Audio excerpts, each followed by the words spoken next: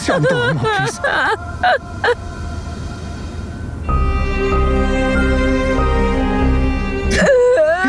Please.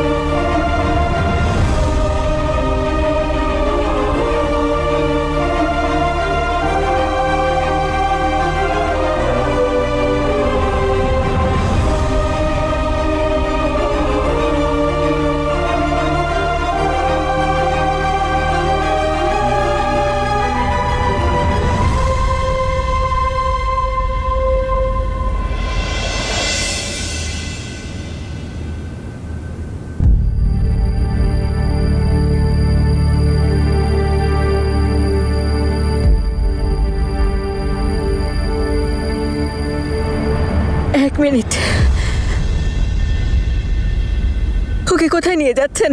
ও কোথাও যাবে না।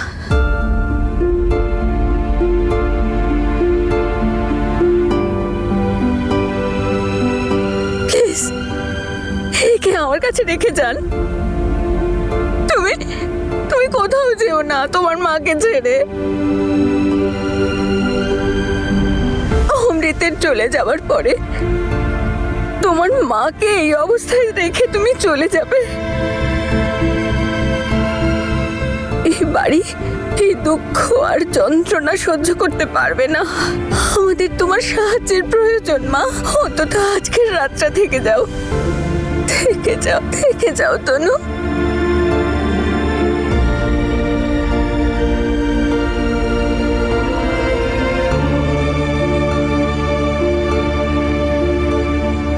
আন্টি, আঙ্কেল, প্লিজ তনুকে এখানেই থাকতে দিন। মায়ের অবস্থাটা দেখুন, তনুকে ছাড়া ওনাকে কেউ সামলাতে পারবে না। প্লিজ।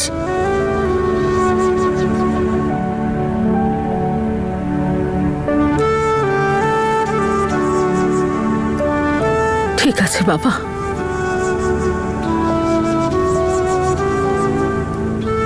মা, জ্যাসমিনের এসবে কোনো ভুল নেই। আপনি প্লিজ ওকেও ক্ষমা করে দিন, প্লিজ। ওর কষ্টটাও একটু বুঝুন। ওরও তো কত কষ্ট হচ্ছে। ওরও তো নিজের স্বামী। ও কোনোদিন ওকে নিজের স্বামী বলে ভাবেনি। ও তো ওকে বিয়েও করেছিল শুধু প্রতিশোধ নেওয়ার জন্য। ওকে যেতে দাও মা, ওকে যেতে দাও। আমি যখনই ওর অশুভ মুখটা দেখবো আমার আমার সবসময় এই কথাটা মনে হবে, এর জন্যেই আমি আমার অমৃতটাকে হারিয়ে ফেলেছি। যেতে দাও, যেতে দাও ওকে।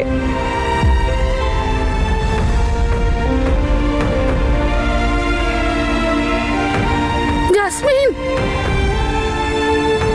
হে উপরওয়ালা, উল্টো পাল্টা যেন কিছু না করে বসে।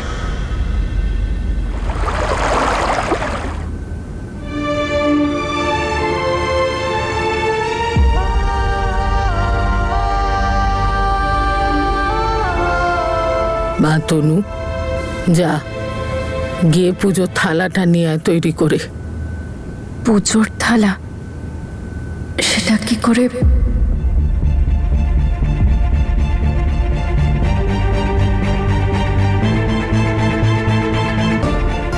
ঠাম্মা, তুমি চিন্তা করো না, তনু সব সামলে নেবে। তনু, তুমি একটু এসো আমার সাথে, তোমায় কিছু বলার আছে আমার।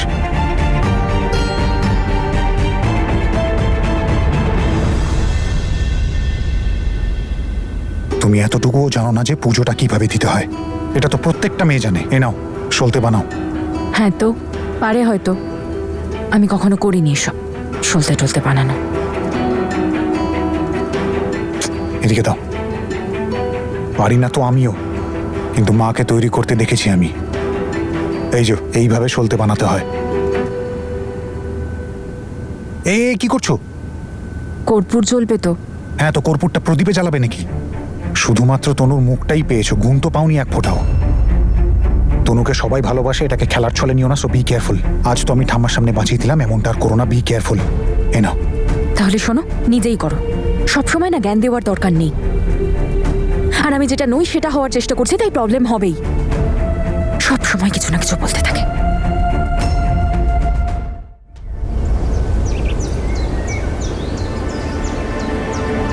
এখানে কি করতে এসেছো তুমি? এটা কোনো টাইম হলো এইসব ড্রামা করার? তনু হলে না এইসব কিছু। এনাফ মিস্টার বীর সিং, আমি তোমার তনু নই সেটা তুমিও জানো। আর আমি জানি এগুলো করা আমার কাজ, যার জন্য তুমি আমাকে টাকা দিচ্ছ। তার মানে এটা নয় তুমি আমাকে কিনে নিয়েছো। আরে এতগুলো লোক, এত রকম সম্পর্ক, এত ইমোশনস, আমি আমি কি করে হ্যান্ডেল করবো? আমি কখনো করিনি। আর তার উপর সবসময় খেয়াল রাখো যাতে কোনো ভুল না হয়। আর তুমি এদিকে তনু এই তনু ওই, এত সহজ নয় আমার পক্ষে এগুলো। জানি না আর কতদিন এসব করতে হবে। আমি সবেমাত্র আমার ভাইকে হারিয়েছি, তাও আবার তোমার জন্য। আর কি এক্সপেক্ট করো তুমি আমার থেকে? যে তোমাকে বাহবা দেবো, প্রশংসা করবো তোমার? আর সহজ আমার জন্য নয় যে তনুর জায়গাটা আমি তোমাকে দিয়েছি, কিন্তু আমার মায়ের জন্য এটা আমায় করতে হচ্ছে, আর তুমিও সেটাই করবে, বুঝেছো?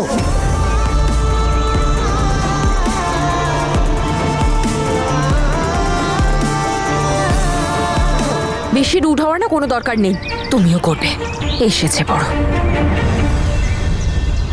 এই এক মিনিট, তোমার এত প্রবলেম কিসে হচ্ছে? হ্যাঁ, ইমোশনাল ট্রমায় আমি রয়েছি, আর তোমার তো এটা কাজ, সেই জন্যই তো টাকা পেয়েছো তুমি, এটাই তো করতে এসেছো, তাই না? So control your emotions and do your work. আর আমার থেকে কোনো রকমের সমবেদনার আশা করবে না। আর যদি আশা করতেই হয় তাহলে একবার ভেবে নিও যে তুমি এখানে কেন এসেছো। তার কারণ আমার ভাইয়ের মৃত্যুর জন্য দায়ী তুমি।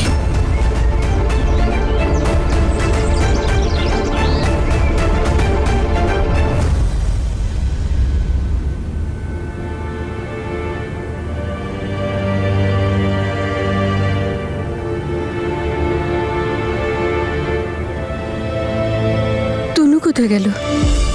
তনু কোথায় গেল?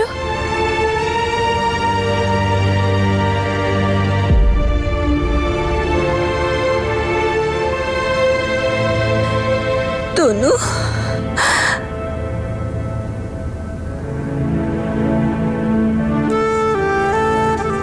এসো মা।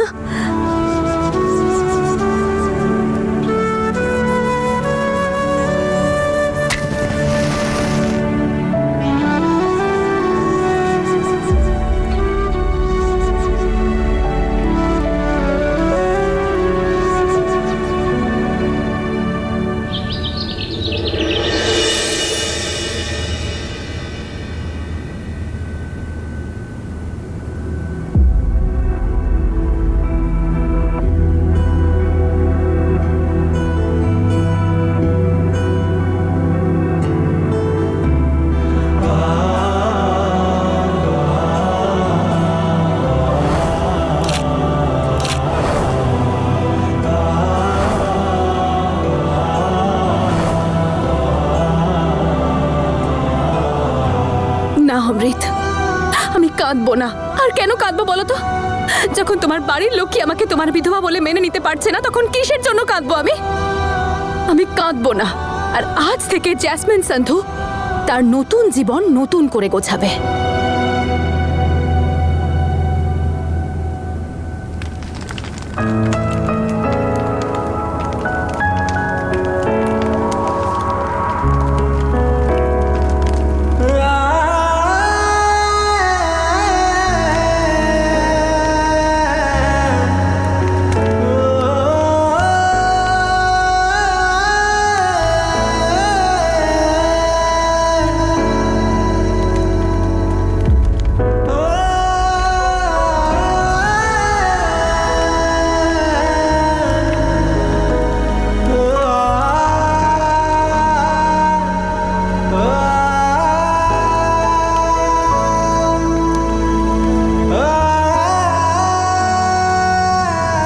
মা, বাবা, মাই, সিমরন দিদি, ঠাম্মা, দাদু, আমি ওদের খুব ভালোবাসি।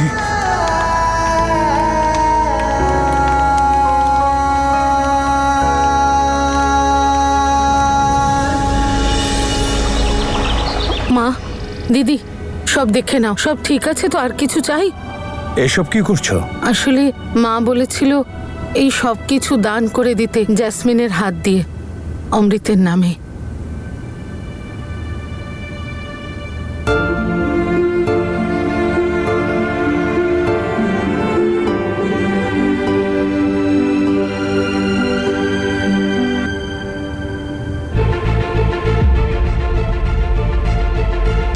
এই নাও, দিয়ে দিলাম হাত, করে দাও এবার দান।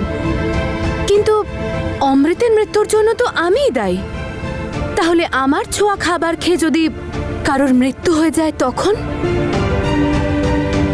জেসমিন, তুই কেমন কথা বলছিস?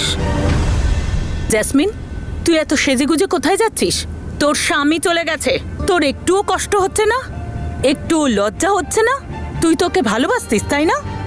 জেঠিমা, একটা কথা বলি, তুমি একটু টিভি সিরিয়াল দেখাটা বন্ধ করো। মনে নেই তোমার বাবা সবসময় কি বলে, যে দুঃখ আর খুশি মনের মধ্যে রাখতে হয়, সেটার বহিঃপ্রকাশ করার প্রয়োজন হয় না।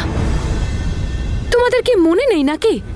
তনু চলে যাওয়ার পরেও তো আমরা সবাই নর্মাল লাইফে ফিরে আসার চেষ্টা করছিলাম, সবাই নিজের নিজের লাইফে ব্যস্ত হয়ে গেছিলাম। তাহলে এখন কেন নয়? আর বাবা, বাবা তো ইলেকশনে দাঁড়িয়েও ছিল, আর শুধু তাই নয়, জিতেও ছিল। কত খুশি ছিলাম আমরা সবাই। তাহলে আমি কেন দুঃখের বোঝা কাঁধে চাপিয়ে সারাটা জীবন বাঁচবো বলো তো? আমিও তো এবার মুভ অন করার চেষ্টা করবো, তাই না? আর তাছাড়া অমৃতের বাড়ির লোকও তো আমাকে ওর বিধবা বলে অ্যাকসেপ্টই করেনি। দেখো, এই কথাটা তোমরা সবাই জানো যে বিবাহিত আমি আর নই, বিধবা বলে আমাকে কেউ মেনেও নেয়নি। তাই আমি সিদ্ধান্ত নিয়ে ফেলেছি যে আমি আমার জীবনটা এবার নতুন করে গোছাবো, আর আবার সেই পুরনো জ্যাসমিন হয়ে যাব।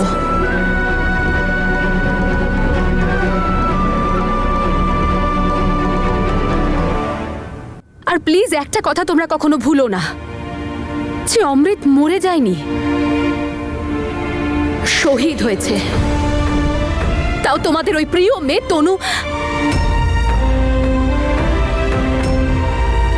আমি বলতে চাইছি যে আমাদের তনুকে প্রাণে বাঁচাতে গিয়ে। আর আমাদের তো এটার জন্য গর্ব করা উচিত, তাই না? এখানে দাঁড়িয়ে কেঁদে ওকে অপমান করা উচিত নয়।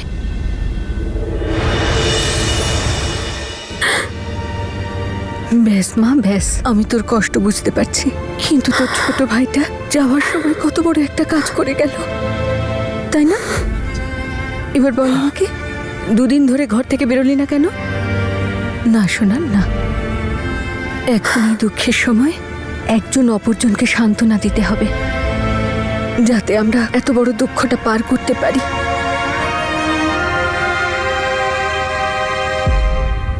প্লিজ, আমি তোমাদের সবার কাছে হাত জোর করে বলছি, অনেক হয়েছে কান্নাকাটি। এবার নিজের নিজের লাইফে একটু মুভ অন করো। আমি আর এসব পারছি না। আমি বেরোচ্ছি একটু সুইটির সাথে। নিজের খেয়াল রেখো।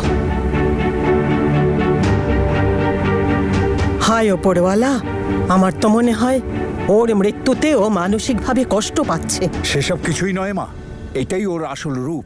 এই অমৃতের মৃত্যুর পর নিজেকে স্বাধীন ভাবছে মেয়েটা।